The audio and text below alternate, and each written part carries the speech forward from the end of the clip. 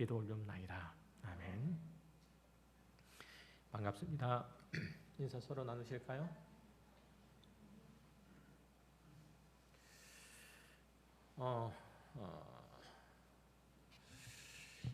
돌아오는 토요일이 성탄절입니다. 오전 11시에 감사 예배를 드리고요.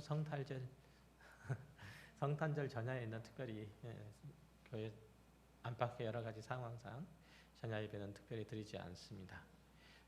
그리고 1월 1일 날 더불어서 1월 1일 날 12월 31일 1월 1일 날 송구영 신예배 신년 예배는 드리지 않고 1월 2일 날 주일 날 신년 예배를 드리는 걸로 그렇게 하도록 하겠습니다. 또 한 가지 코로나 상황이 다시 심각해져서 여러 가지 모습으로 저희들이 상황들을 좀 어렵게 하는데 그걸로 인해서 저희가 식사하는 것도 당분간은 조금 뒤로 미뤄야 할 것 같습니다. 오늘부터 식사가 준비가 안 되는 걸로 그렇게 알고 있는데 조금 불편하시더라도 또 이해하시고 함께 해주셨으면 감사하겠습니다.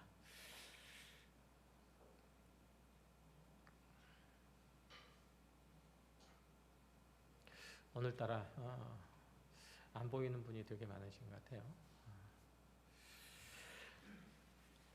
말씀 함께 나누도록 하겠습니다. 한낮에 오물을 길르러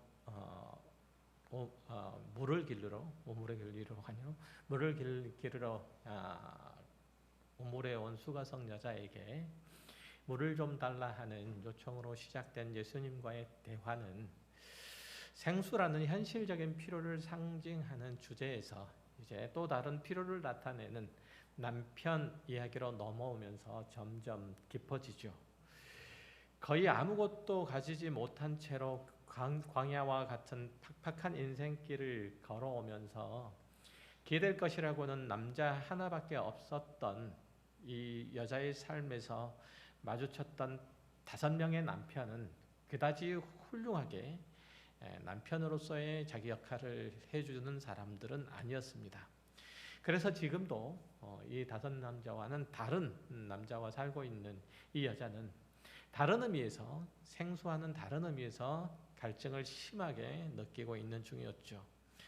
그러나 여자의 형편을 너무나 잘 아시는 주님께서는 내 남편을 불러오라 라는 말씀으로 이 수가성 여인의 내밀하고 수치스럽고 연약한 아픈 부분들을 건드리시죠.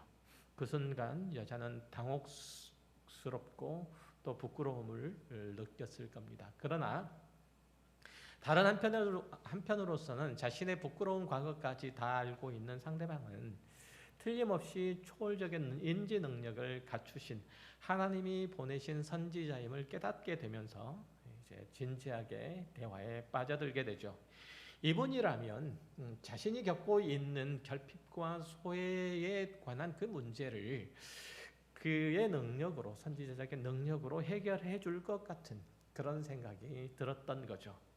그래서 이제는 이 여자가 능동적으로 대화의 주제를 종교적인 영역으로 바꾸어 갑니다. 예배의 장소와 형식의 문제를 들고 나오죠. 우리 조상 대대로 이 그리심산에서 예배했는데 당신의 유대인들은 예루살렘 성전에서 예배를 해야 된다고 말합니다. 도대체 어느 장단에 춤을 춰야 합니까? 라고 그렇게 말하는 거죠. 그러자 예수님께서 이렇게 말씀하세요. 영과 진리로 예배할 것을 제시를 하고 또 그렇게 예배할 수 있을 때가 올 것인데 지금이 바로 그때라고 말씀하십니다. 지난 시간에 확인했던 바와 같이 그때라고 하는 것은 예수 그리스도의 죽으심과 부활로 시작된 종말의 때를 말합니다.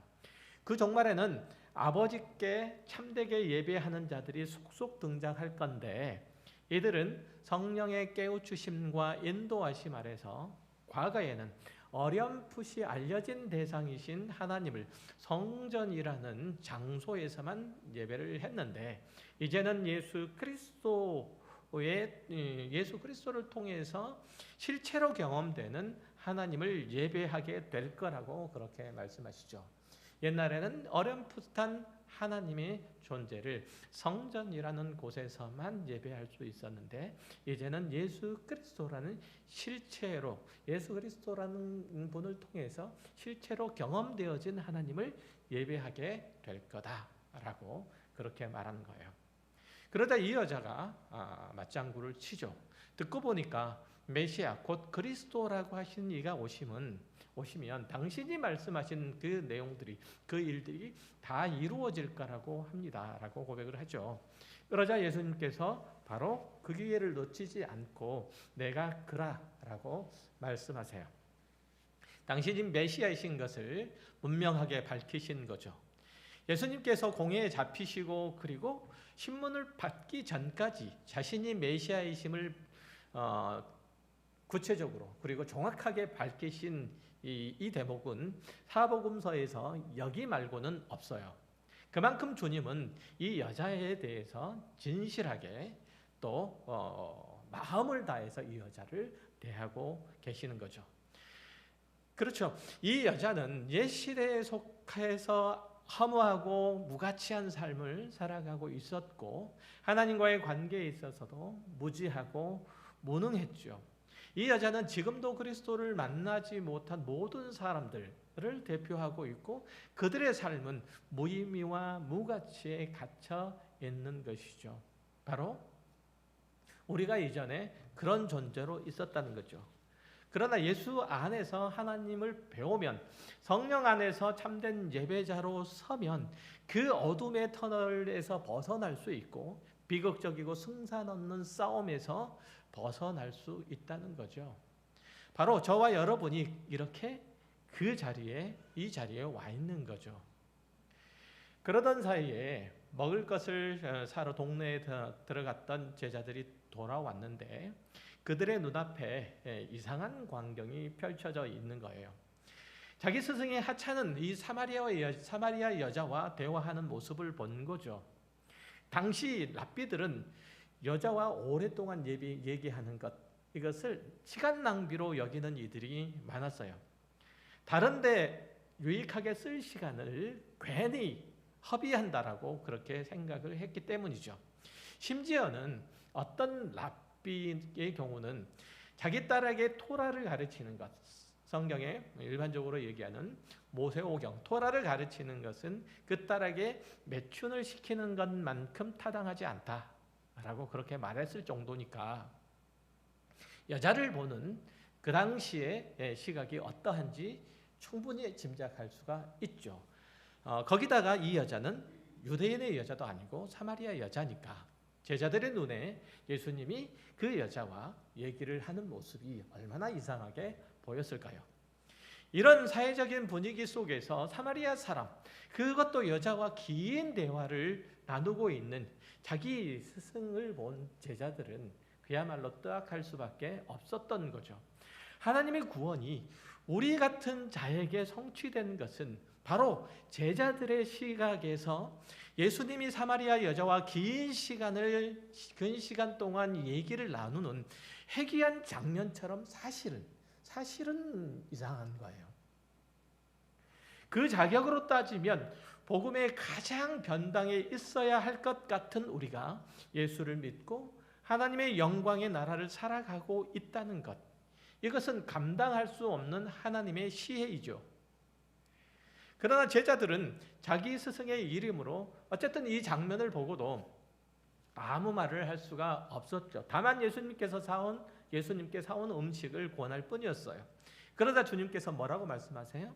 내게는 너희가 알지 못하는 먹을 양식이 있느니라 라고 말씀하세요. 누가 주께 먹을 것을 갖다 드렸는가? 어리둥절해하는 이 제자들을 향해 예수님께서 뭐라고 말씀하시냐면 나의 양식은 나를 보내신 이의 뜻을 행하며 그 일을 온전히 이루는 이것이니라 라고 설명하세요. 예수님은 먼 길을 오시느라고 분명히 피곤하셨고 그리고 배도 고프셨을 거고 목도 마르셨죠. 제자들이 보기에도 드실 만한 것이 필요해서 썩 넣히는 일들은 아니지만 그래도 사마리아 동네에 들어가서 애써 먹을 음식을 구해왔는데 내게는 너희가 알지 못하는 먹을 양식이 있다라는 엉뚱한 대답을 하시니 어떤 면에서는 기가 찰 노릇이죠. 사실 사람에게 먹는 것만큼 중요하고 즐거운 일이 어디 있어요? 다른 것은 안 하더라도, 그렇죠? 다른 것은 안 하더라도 끼니 챙기는 일들은 꼭 해요.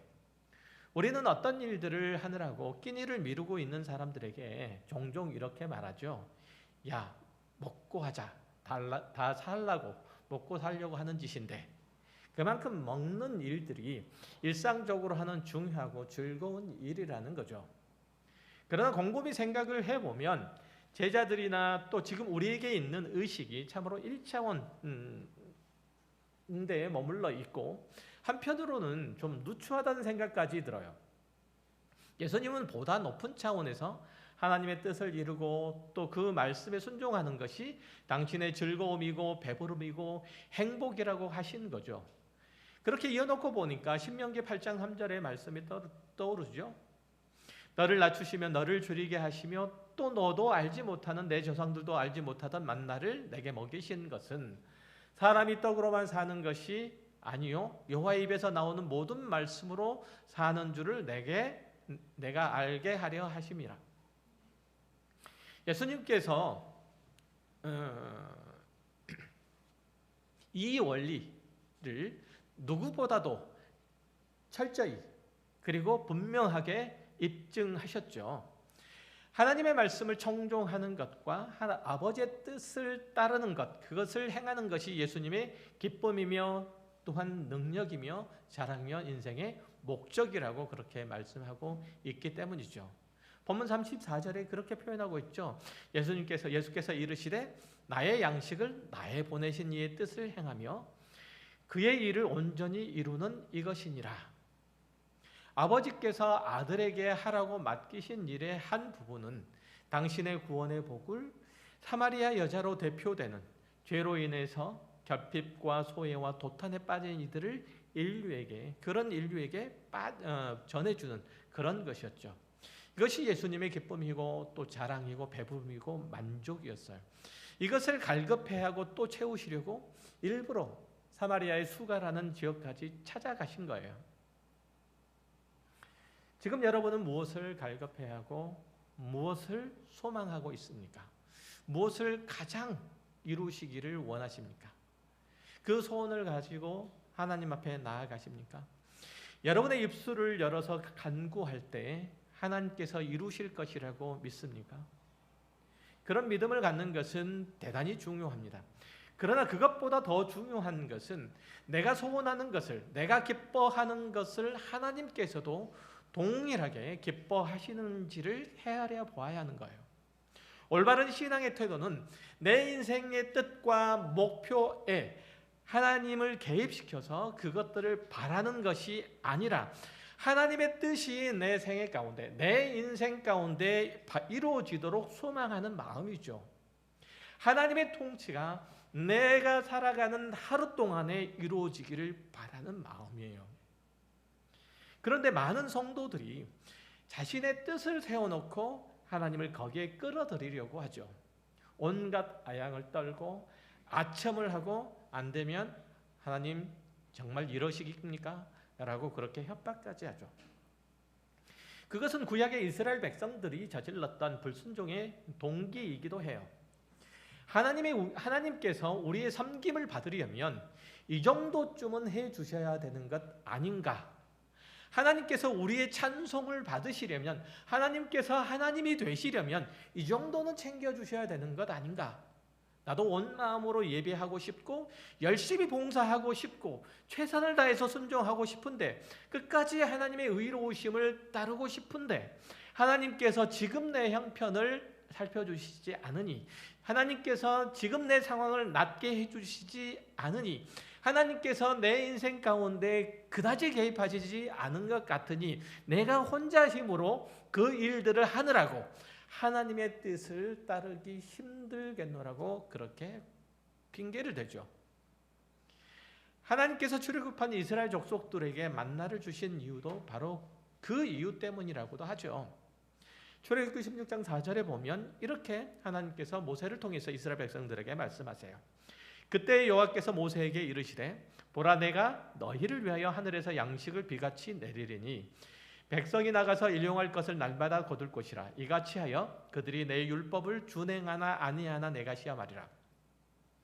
이스라엘 백성들이 하나님을 원망하기를 자기들이 하나님께 순종을 다할 수 없는 이유는 자기들이 하나님의 뜻을 따를 수 없는 까닭은 하나님께서 하나님의 역할, 하나님으로서의 당신의 역할들을 하지 않기 때문이라고 말하고 있는 거예요.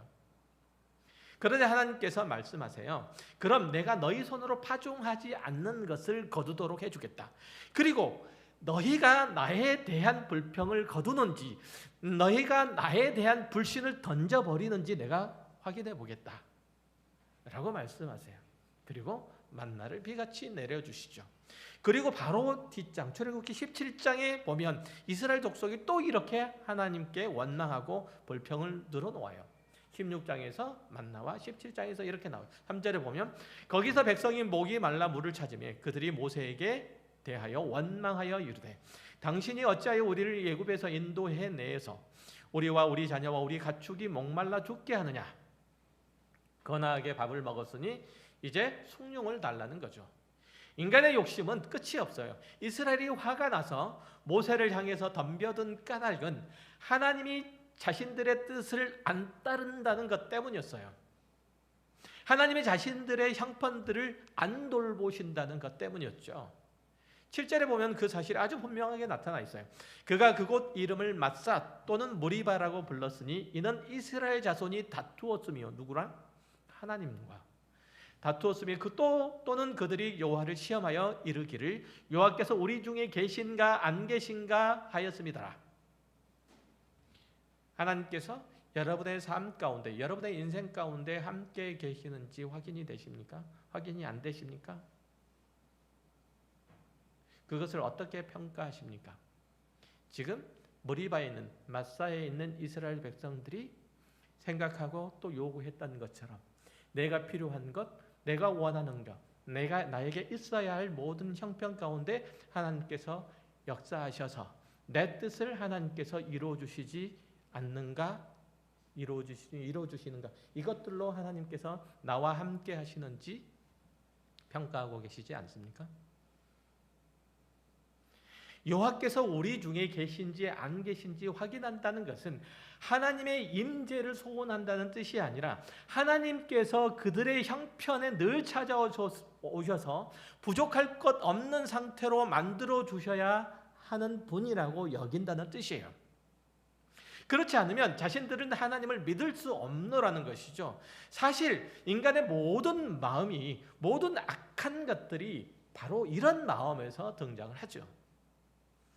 반대로 예수님께서 어떠셨을까요? 다시 본문으로 돌아가서 예수님께서 굳이 사마리아 지역으로 지나신 것은 오직 아버지의 뜻을 행하여 그분의 일을 이루는 데, 온전히 이루는 데 있었어요. 단순히 수가성에 사는 사람들에게 복음을 전하는 것을 넘어 사탄의 소가 죄의 종로로 타는 자들을 건져내시기 위하여 거기까지 가셨다. 지금 우리에게까지 오신 거잖아요. 그들에게 하나님의 구원과 생명과 복과 의를 나눠주시기 위해서 기꺼이 주님께서는 사마리아의 지방까지 가셨고 지금 우리의 모든 형편 가운데 그렇게 와 계시는 거예요. 그 영적인 전쟁을 치르기 위한 여정들은 결코 쉽고 만만한 것이 아니었기 때문에 예수님께서는 피곤하실 수밖에 없었고 우물가에 주저앉으실 수밖에 없었던 거예요. 예수님께서 그리스도로서의 당신의 인생 여정에 대해서 그래서 이렇게 소회하세요. 누가복음 9장에 보면 예수님께서 제자들과 함께 하나님의 나라와 그 복음을 전파하러 다니시는 중에 한 사람을 만나요. 그 사람은 예수님이 전하시는 메시지와 행하시는 일들이 재미있고 멋진 일들이라고 생각을 했는지 어디로 가든지 내가 주님을 따르겠노라 이렇게 주님 앞에 예수님께 고백하죠. 그러자 주님께서는 58절에서 이렇게 말씀하세요. 예수께서 이르시되 여우도 굴이 있고 공중에 새도 집이 있으되 인자는 머리 둘 곳이 없도다 하시고, 주님을 따르노라고 한 사람의 고백과 결단을 무시해서 하시는 발언이 아니라 그 일이 얼마나 육체적으로 고단하며 관계적으로 환영받지 못하며 물질적으로 부족함을 감수해야 되는지를 표현하고 있어요. 자신의 모든 상황과 형편을 넘어선 하나님의 뜻을 이루시기 위한 그 행보에서는 어떤 것도 자신에게 거칠 것이 없다는 하나님에 대한 지극한 사랑과 순종의 고백으로서 예수님께서는 이 말씀을 하고 계신다는 뜻이에요. 우리가 예수를 따른다는 것, 그건 결코 쉽지 않아요. 왜냐하면 각자의 십자가를 지는 것이기 때문에 그래요. 예수님께서 지신 십자가를 한번 생각을 해보세요. 그것은 육체적인 고통을 얹어주는 것일 뿐만 아니라 영적인 싸움이었어요. 예수님이 십자가를 지셨을 때 무엇이 가장 힘드셨을까요? 그 무거운 십자가를 지고 골고다 언덕까지 걸어가는 일들은 아니었을 거예요. 손과 발에 세못이 박힌 채로 나무에 매달려 한나절이나 뙤약볕에 매달려 있는 것도 아니었을 거예요. 머리에 가시관을 쓰신 채로 사람들에게 조롱을 당하는 것도 아니었을 거예요. 그것은 하나님과 단절되었다는, 아버지를 잃어버렸다는 상실감이었어요. 그래서 주님은 나의 하나님, 나의 하나님, 어찌하여 나를 버리셨나이까? 라고 절규할 수밖에 없었어요. 이것이 예수님의 가장 큰 아픔이었죠.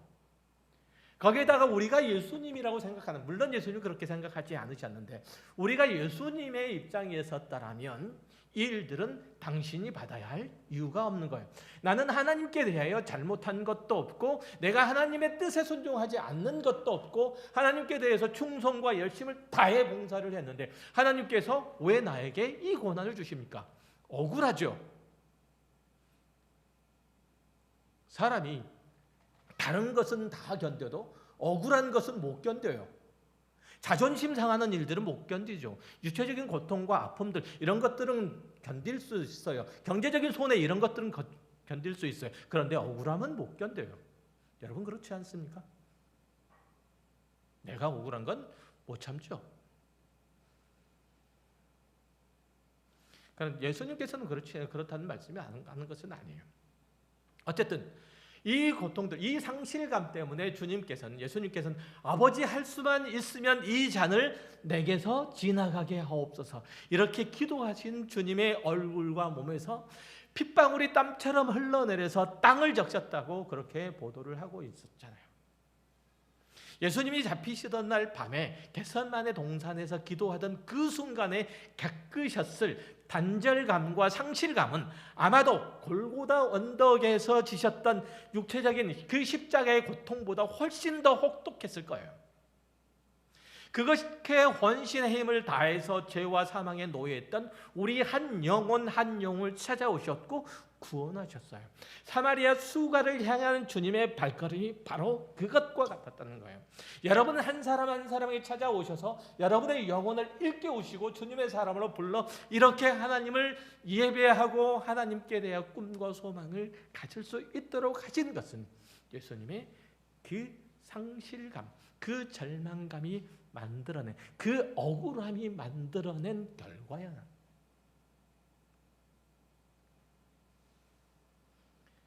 그렇게 혼신의 힘을 다해서 죄와 사망에 노예했던 한 영혼 우리 한 사람 한 사람을 찾아오셨죠. 우리의 묶인 결박을 푸시고 우리의 죄를 사하여 자유를 주시고 하나님의 나라를 우리로 하여금 꿈을 꾸게 하셨잖아요. 예수님은 바로 그 일을 하시러 이 땅에 오셨고 애써 사마리아 수가 지역에 오셨고 또 우리 각자의 삶의 형편 가운데 오셨어요. 그리고 그 일에 대해서 인자가 온 목적이다. 이것이 인자가 온 목적이라고 말씀하세요. 마가복음 10장 45절에서 이렇게 말씀하시죠.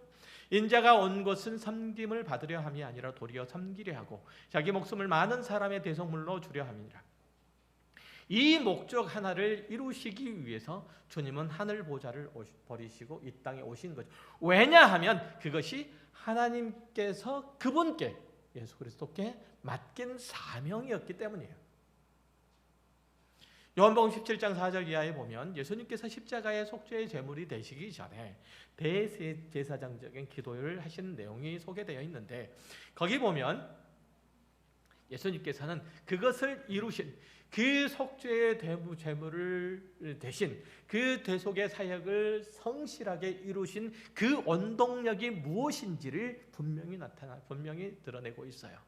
그렇다면 그 내용들을 보면 하나님께서 여러분을 부르셔서 하나님의 자녀가 되게 하시고 그 목적을, 하나님께서 우리를 구원하신 목적을 이루신 원동력을 거기서 발견할 수 있다는 뜻이기도 해요. 거기 보면 이렇게 말씀하세요. 아버지께서 내게 하라고 주신 일을 내가 이루어 아버지를 이 세상에서 영화롭게 하였사오니 아버지와 창세자는 내가 아버지와 함께 가졌던 영화로서 지금도 아버지와 함께 나를 영화롭게 하옵소서. 세상 중에서 내게 주신 사람들에게 내가 아버지의 이름을 나타내었나이다. 그들은 아버지의 것이었는데 내게 주셨으며 그들은 아버지의 말씀을 지켰나이다. 예수님께서는 아버지께서 하라고 맡기신 일들을 하심으로써 아버지를 영화롭게 하기를 원했고, 그것이 당신의 소원이었고 당신이 이 땅의 삶을 버텨낸 이유요 목적이라고 말씀하세요. 또한 그것이 예수님 당신이 누구신지를 드러내시는 단 하나의 수단, 단 하나의 방법이라고 말씀하고 계세요. 여러분들이 이 세상을 살아가는 목적이 무엇입니까? 이 세상이 이 고단하고 힘든 상황과 형편을 이겨내고 계시는 이유가 뭡니까? 바로 그것이 아버지의 뜻을 이루는 것이어야 한다는 거예요. 아버지를 영화롭게 하는 것이어야 한다는 거예요. 그렇죠? 예수님께서 이 땅에 오신 이유는 우리를 사랑하사 구원하시기 위함이에요. 그러나 그것보다 우선한 것은 아버지의 뜻을 이루는 거예요. 당신을 향한 아버지의 뜻이 십자가를 지는 것이었기 때문에, 우리 같은 죄인들을 위한 대속의 죽음을 죽는 것이었기 때문에 기꺼이 감수하신 것이지, 그 일이 당신께 영광이 되거나 기쁨이 되거나 자랑이 되는 것은 2차적인 부분이라 이런 얘기예요. 오직 아버지의 뜻을 이루는 것, 아버지께 순종하는 것, 이게 당신의 배부름이에요. 먹을 양식이었다는 거예요. 요한복음 6장 38절 이하에도 같은 취지의 말씀을 예수님께서 하세요. 읽어볼게요. 내가 하늘에서 내려온 것은 내 뜻을 행하려 함이 아니요 나를 보내신 이의 뜻을 행하려 함이라. 나를 보내신 이의 뜻은 내게 주신 자 중에 내가 하나도 잃어버리지 아니하고 마지막 날에 다시 살리는 이것이니라. 이 뜻을 이루시기 때문에 우리는 이 땅 가운데서 이렇게 살아가지만, 하나님께서 우리의 영혼과 몸을 온전히 구원하여 하나님의 백성을 이루실 거라는 믿음의 확신 속에서 이 팍팍하고 힘든 상황들을 견뎌내고 있는 거예요. 그것들이 없었더라면 우리는 아무것도 아니었을 거예요.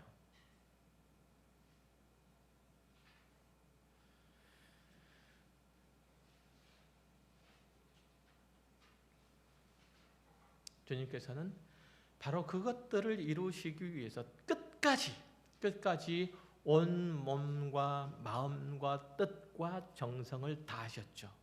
여러분의 인생의 목적은 무엇입니까? 여러분의 삶의 동력은 어디에서 왔습니까? 여러분이 매일 아침 일어나서 자기에게 주어진 일들을 성실하게 행하는 이유가 무엇입니까?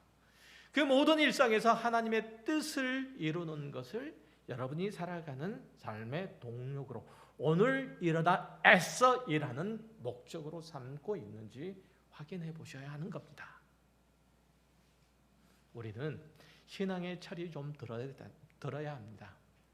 물론 하나님께서 우리를 사랑하시며 우리를 위해서 못할 일이 없다는 의미에서 전능하신 하나님이시죠. 알라딘의 요술 램프의 거인으로 생각하면 안 된다는 뜻이에요. 물론 성경도 그런 차원에서 우리에게 베푸신 기적을 설명하기도 해요. 그렇다고 해서 하나님께서 하시는 모든 일들이 마치 해리포터가 마법 지팡이를 쥐고 있는 것처럼, 쥐봉인지 하여튼 그걸 휘두르는 것처럼 뚝딱하고 다 되는 것처럼 생각해서는 안 돼요. 홍해를 가르시거나 반석에서 물을 내시거나 병든 자를 고치시는 이런 초월적인 능력을 발휘하시는 것도 있지만 전체적인 면에서 하나님께서 우리를 대하실 때는 시간과 과정과 열심 이런 요소들을 사용하세요. 왜냐하면 하나님께서 우리 인간을 만드실 때 당신의 사랑 안에서 인격적 존재로 지으셨기 때문에 그래요. 내 사랑이 다른 이에게 전달되려면 뭐가 필요하죠? 시간이 필요해요. 과정이 필요해요. 일관성이 필요해요. 그리고 노력이 필요해요. 그리고 끝까지 인내하는 것들이 필요해요. 하나님과 우리의 관계도 마찬가지세요. 그래서 하나님께서는 초월적인 어떤 일들로 우리를 몰아세워 가시지 않는다는 뜻이에요. 뭐가 필요해서? 시간이 필요해요. 그래서 우리의 신앙 인생이 있는 거예요. 여러분의 삶의 하루하루가 그래서 있는 거예요. 요즘 아이들이 서너 살만 되어도 부모의 말을 고지고대로 잘 듣지 않아요. 자기 주장이 있고 자기 뜻이 있어서 거기에 잘 맞지 않으면 버텨요. 안 되는데 끝까지 고집을 피울 때는 옛날에는 회초리가 약이었죠. 매가 약이었잖아요. 지금은 받아들일 때까지 설득하거나 또 기다려줘요, 부모들이. 옛날보다는 한 아이에게 집중할 수 있는 시간들이 좀 많아졌기 때문에 그래요. 옛날에는 부모가 다른 일도 할 일이 많은데 먹고 살기도 바쁜데 아이들 분위기, 기분 맞추고 아이들의 얘기를 들어줄 시간이 어디 있어요. 일단은 소기의 목적을 달성해야 되니까 패고 보죠, 일단. 그래서 내 말을 듣게 만들어요. 부모의 말을 듣게 들죠. 그러니까 속전속결 말을 안 들으면 패서 듣게 만드는 하면 됐지만 그렇지만 그렇다 하더라도 그렇게 자녀가 부모의 말을 듣는다고 하지만 그것이 자녀가 부모의 뜻에 동의해서라기보다는 매가 무서워서 잠시 자기 주장을 자기 뜻을 굽힌 것뿐이에요. 언제까지? 부모를 힘으로 이겨 먹을 수 있을 때까지. 그래서 고등학생만 되면 이제 슬슬 말 듣지 않게 되죠. 그렇잖아요. 부모가 뭐라 하면 실실 웃죠. 고등학생 되면. 여러분 안 그랬어요? 저는 그랬어요. 뭐라고 얘기하면 매를 들거나 그러면 어쭈 이렇게 고등학생이면 딱 되면 그렇게 되죠. 요즘은 그런 아이들의 마음, 아이들의 상태를 헤아려서 기다리고 또 기회를 주죠. 그러다 보니까 애 키우기 훨씬 더 힘들어졌다고 그렇게 얘기하잖아요. 하나님이 우리를 대하심도 그래요. 인간이란 존재가 쉽게 머리를 조아리고 항복하지 않음을 아시기 때문에 하나님께서 사랑으로 우리를 지으셨기 때문에 우리를 대하심도 그러해요. 그러니까 직접 우리를 찾아오셔서 정성으로 응대하시고 성실히 대답하시면서 최선을 다해서 가르치세요. 언제까지? 알아들을 때까지.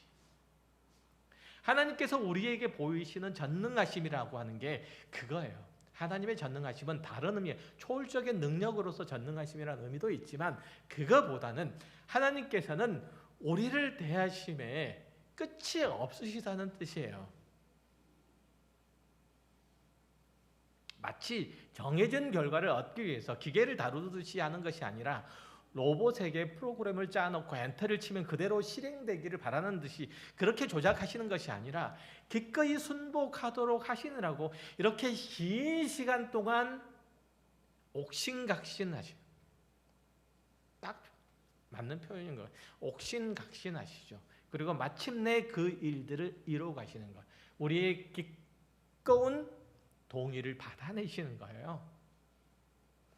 수가성 여인의 대화에서 봐서 알듯이 주님은 여러 번 설명해도 우리가 잘 이해하지 못하면 그냥 입 다물고 따라와 이렇게 말씀하시지 않고 기꺼이 납득하고 마음으로 동의할 때까지 10번이든지 100번이든지 설명하시고 기회를 주시고 기다려 주시잖아요.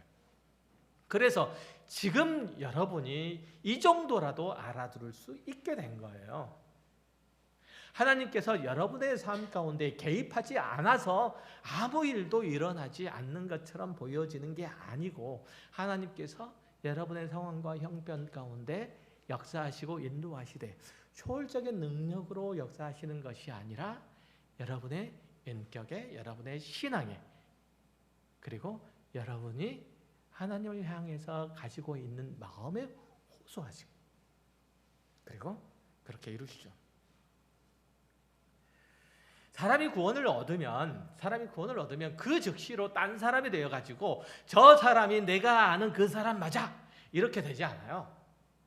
물론 한두 가지에서는 그렇게 될 수 있어요. 그러나 그의 전 인격이 그렇게 변화되지는 않아요. 예수님께서 우리를 찾아오심이 우리를 얽매고 있던 죄의 권세에서 깨뜨리고 악을 해서 해방시키는 일들을 우리의 인생 가운데 해가시되 평생토록 그 일들을 해가세요. 하나님의 편으로 만드시는데 하나님의 자녀로 기꺼이 순복하도록 하시는데 기나긴 세월을 필요하신 거예요. 우리의 시간, 우리의 공간으로 모자라니까 다른 사람의 시간과 공간과 경험들까지 동원하셔서 우리를 이렇게 설득해 가시잖아요. 하나님은 말이야 이런 분이셔 라고 다른 사람의 얘기를 듣게 하시고 다른 사람의 글을 보도록 하시고 다른 사람의 경험을 고백해야 하는 것들을 듣게 하셔서 지금 우리를 여기까지 만들어 오신 거예요. 평생토록 그래요. 우리는 어쩌다 은혜를 받으면 금방 나는 달라졌어요. 이전에 나는 잊어주세요. 이제 하나님의 사람으로 새롭게 살 거예요. 이렇게 고백하죠. 그러나 그 고백이 6개월 이상은 잘 안 가요. 그렇게 간 적 제가 관사를 본 적이 없어요.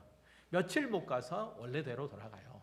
저는 늘 새롭게 발전하느라고 6개월이 아니라 지금 계속 발전만 더 해가는 저만 빼고는 다 그래요. 저만 빼고 원래대로 돌아가요. 그러나 스프링을 길게 당겼다가 다시 놓으면 J치로 돌아간 것 같지만 처음보다는 강도도 조금 줄고 길이도 조금 더 길어져 있죠. 조금이라도. 그것 같아요. 하나님께서는 그렇게 우리가 주님께 대한 믿음과 소원과 만족을 더하시려고 모든 시간과 정성과 노력을 쏟으시는 거예요. 이게 하나님의 전능하심이에요. 하나님의 전능하심이라는 건 이럴 때 쓰는 거예요. 이해되세요? 전능하심에 대한 이해가? 예수님은 그렇게 오셔서 수가성 여자를 만나셨던 거죠. 생수를 달라는 말씀을 하셨고 남편을 불러오라고 그녀를 깨뜨셨고 또 영과 진리로 하나님께 예배하라는 변화된 인격으로서 예배자의 모습을 요구하셨어요. 그런 긴 과정들을 거치시면서 여자에게 내가 그니라 라고 그렇게 말씀하셨어요. 나는 스스로 있는 자니라. 히브리어로 표현하면 똑같은 얘기예요. 이렇게 당신을 알리셨죠. 또 계속적으로 그녀의 마음을 두드리셨고 드디어 딱딱하게 굳은 마음들이 풀리고 자기가 사는 동네에 들어가서 내가 그리스도를 만났다라고 고백할 수 있게 된 거예요. 본문 28절과 29절을 지금 다시 한번 볼게요. 여기는 아마 없지 않나 싶어요.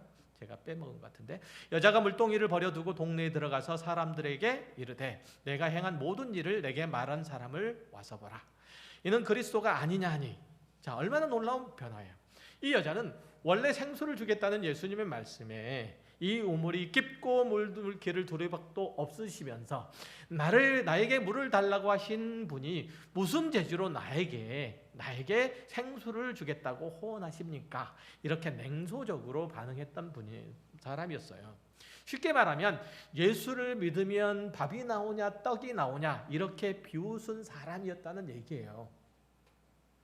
그러던 수가성 여자가 드디어 물동이를 버려두고 동네 사람들에게 외치죠. 내가 그리스도를 만났다. 나의 삶의 진정한 의미와 가치와 만족을 그분에게서 발견했다. 이 고백은 아주 대단한 일들이죠. 예수님이 이 세상 끝에 아슬아슬하게 매달려 살던 이 여자를 붙잡고 애를 쓰시고 씨름하셔서 바로 세우셔서 드디어 하나님의 구원과 생명을 얻도록 하신 거예요. 이것이 예수님이 행하신 일들이고 그 일들을 내게는 너희가 알지 못하는 양식이 있다. 나는 너희가 모르는 기쁨과 만족과 배부름이 있다. 라고 그렇게 말씀하신 것이고 그 말씀하신 것에 따라서 여러분도 이 자리에 있는 거예요. 이 자리에. 여러분의 평생을 걸쳐서 설득해 오신 결과가 지금 여러분이세요. 하나님께서 나에게 해준 것이 뭐가 있느냐고 그렇게 말씀하시지 마세요. 그러던 수가성 여자가 그렇게 외치잖아요. 그렇게 가서 나는 그리스도를 만났다. 나는 메시아를 봤다. 라고요. 여러분들이 바로 그렇게 되니잖아요. 본디 사람은 다른 사람의 얘기들을 잘 듣지 않은 존재들이에요. 이래라 저래라 충고하는 소리는 꼰대라고 더 싫어하죠. 심지어는 두 사람이 논쟁할 때도 결국 남는 것은 서로를 향한 앙금밖에 없어요. 특히 우리나라는 그렇잖아요. 두 사람이 붙어 논쟁을 하면 그 사람을 반박을 하지 그 사람의 의견을 반박하지 않아요. 그렇죠? 그러니까 나에 대해서 내 의견에 대해서 반대해 오는 사람은 저 사람이 나를 반대한다고 생각하지 저 사람이 내 의견을 반대한다고 생각하지 않는단 말이에요. 그래서 논쟁이 끝나면 많이 섭섭하죠. 많이 서운하죠. 많이 앙금이 남아있어요. 논쟁에서 이기면 상대에 대한 우월의식만 생기고 논쟁에서 지면 상대에 대한 중의심만 남아요. 그런데도 우리는 말로 해도 다 알아듣고 다 고칠 수 있다고 다 설득이 된다고 말하죠. 그러나 살아오면서 경험하셔서 아시겠지만 좋은 말로 되는 경우는 거의 없어요. 말로 하세요. 말로 해도 다 들어요. 말로 해서 된다면 소요기의 경익기라는 그 속담이 왜 나왔겠어요? 마이동풍 우이독경이란 말이 왜 나왔겠어요?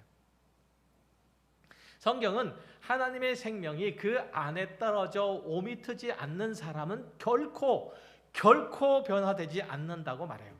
하나님 없이도 사는 사람은 애써 본질을 외면한 채 꾸역꾸역 살아갈 뿐 정작 자신에게 중요한 문제를 체념하며 살아갈 뿐 그것을 극복해서 그런 것은 아니라는 거예요. 자신이 잡으려는 것들이 자신이 얻으려는 것들이 자신이 누리려고 하는 것들이 자신의 영혼 깊은 곳에서 갈망하는 것들이 해결될 수 없다는 것을 알지만 다른 방법이 없어서 지금 있는 것이라도 붙들어야 되겠다라고 생각해서 붙들고 싸움하는 것들이 지금 밖에서 싸움하는 것들이에요. 내게 있는 문제는 내가 해결할 수 있어. 내 미래는 내가 핑키끝으로 만들 수 있어. 예수 안 믿고 살다가 지옥 가라고 하면 그냥 갈 거야. 이렇게 호기롭게 소리를 질러야 안 무섭잖아요. 안 무섭잖아요. 그러니까 그렇게 하시고 있을 뿐이에요. 그러나 그것들이 세상에 속한 사람들의 마지막 아우성이고 몸부림일 뿐 다른 것이 아니라는 것, 그건 본인들이 더 잘 알아요. 마지막 남은 알량한 자존심을 버릴 수 없으니까 그렇게 나오는 거잖아요. 여러분도 다 해봐서 알잖아요.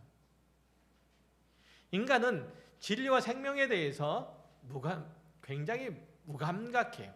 거룩과 의에 대해서 무지해요. 설득력 있게 말하고 납득할 만한 증거를 내놓는다고 해서 모든 것을 인정하고 수긍하고 하나님 앞으로 나오지 않는다는 뜻이에요. 그래서 예수 그리스도께서 친히 오셨고 십자가에서 당신의 목숨을 대속물로 주셔야 했던 거잖아요. 누군가는 이렇게 말할 수 있어요. 예수 믿는 이들에게 기적적인 일들이 일어나면 사람들이 믿을 거 아니냐. 기도함으로 암도 낫고 다른 어떤 몹쓸 병들이 낫는다면 추진했던 사업 아이템들이 대박이 난다면 사람들이 인정할 거 아니냐. 절대로 그렇지 않아요. 마귀의 요구대로 예수님이 돌덩이를 떡덩이로 만들어서 먹으면 사람들이 그를 하나님의 아들로 믿었겠어요? 아니에요. 이분은 돌을 떡덩이로도 만드실 수 있는 분이시구나 라고 종종거름으로 지나가고 말겠죠. 그렇지 않겠어요? 가능한 추측 아니에요. 예수님이 오병이의 기적을 일으켰을 때 사람들이 그분들을 따라다녔어요. 그분을. 왜죠? 그분이 그리스도라고 해서 따라다닌 것이 아니라 떡을 먹고 배불러서 기적을 일으키니까 신기하잖아요.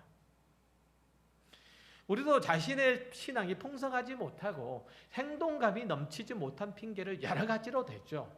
왜 나에게 초월적인 일들이 안 일어나냐 이런. 하나님께서 왜 내가 원하는 내 입맛대로 나의 뜻을 안 이루어 주시냐라는 거잖아요. 하나님께 대한 믿음을 더 깊이 가지지 못한 데에 대한 이유를 여기저기서 그래서 찾아내잖아요. 이 문제만 해결되면 내가 신앙생활 잘할 건데, 이것만 채워주시면 더 열심히 봉사하고 헌신할 텐데, 그러나 그것들이 채워지면 하나님께서 이런 것도 채워주시네, 참 감사하네 라고 그렇게 말하고 지나갔을 거예요.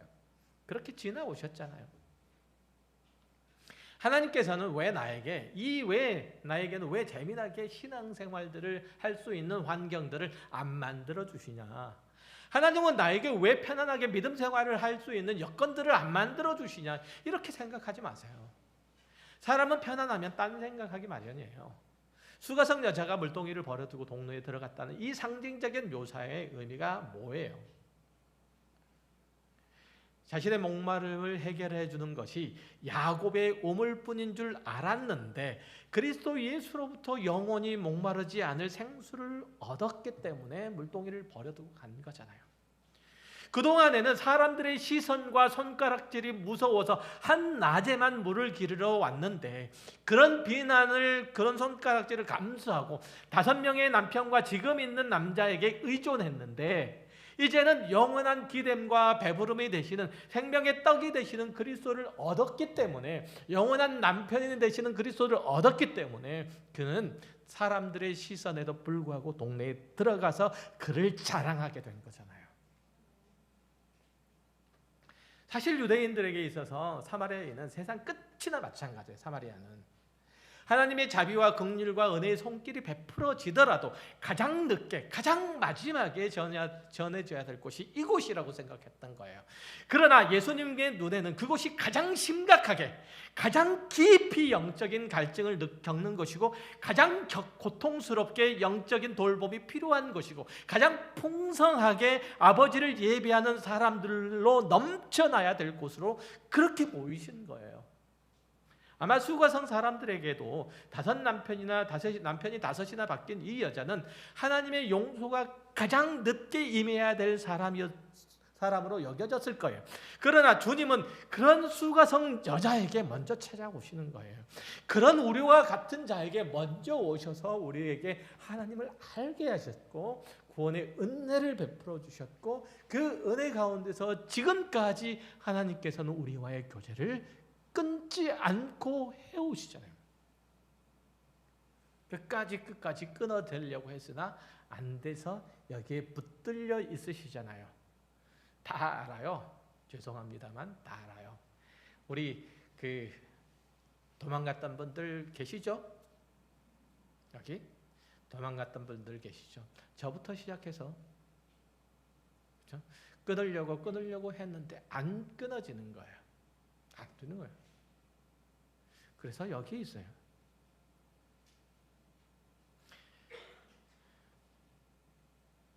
주님께서는 그런 수가성 여자에게 찾아오셨어요. 흘러넘치는 생수를 주셨고 그녀의 삶의 능력과 힘이 되어주셨죠. 이전의 삶의 기준이었다면 그녀는 사실 아무것도 얻은 게 없었어요. 그렇잖아요. 그녀가 얻은 게 뭐예요 도대체? 세상 사람의 기준에서라면 뭘 얻어서 뭐가 기뻐서 갔어요 도대체? 왜 물동이를 버려뒀어요? 이전의 기준이라면, 세상 사람들의 기준이라면 답답하죠. 왜 주일날 이 자리에 앉아있어요? 뭐가 답답해서? 세상 사람들의 기준이라면. 그러나 이 여자는 물동이를 분명히 버려두고 동네에게 그리스도를 알렸단 말이에요. 그러나 여러분은 그 모든 일들을 제껴놓고 오늘 이 자리에 앉아서 그 구원의 하나님을 찬양하고 있단 말이에요.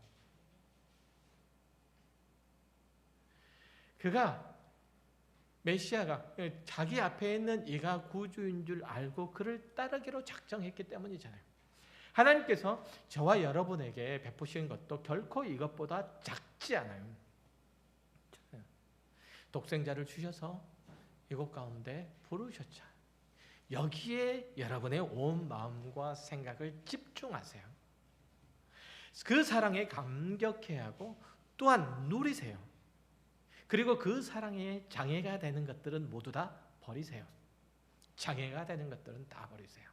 여자가 물동이를 버려둔 것처럼, 여자가 사마리아 사람들의 시선을 다 버려둔 것처럼 여러분도 버리셔야 돼요. 하나님과 여러분 사이에 가로막고 있는 것이 무엇이든지 그것들을 내려놓을 때에 비로소 주님의 사랑을 확인할 수 있고 그가 가신 길들을 따를 수 있고 하나님의 뜻이 내 삶 가운데 이루어지는 것이 곧 나의 배부름이다라고 고백할 수 있게 되는 거예요. 그것이 우리의 삶의 가장 큰 기쁨이고 영광인 줄 아시고 끊임없이 그것을 추구하는 신실한 주의 자녀가 되시기를 주의 이름으로 축원합니다. 기도하겠습니다.